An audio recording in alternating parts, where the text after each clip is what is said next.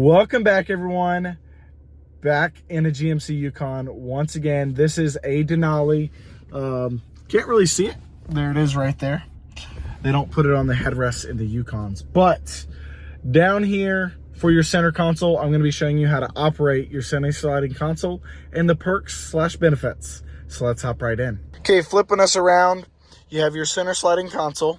Go ahead and open it up, pushing that in.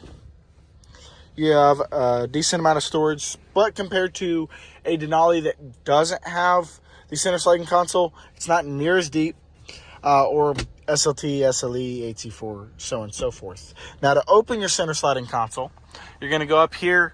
You're going to press this button, which is above your sunshade slider. So we're going to press this in, and it's going to move it back. Now, if I want to stop it, it's going to stop right where I want it to stop at, and then I can continue, or I can stop wherever you choose.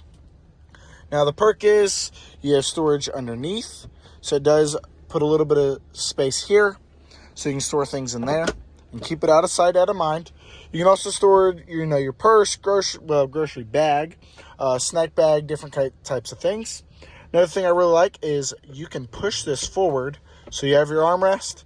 And then the final perfect thing, and still having storage there, is having cup holders moved towards the second row. Also the ports, HDMI cords, all of that also moves closer to the kids or anyone else that's in the back.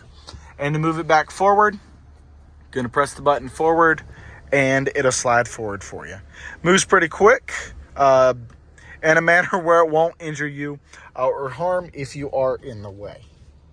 Once again, thank you for watching. Hope it was helpful, and I hope you're enjoying your center sliding console.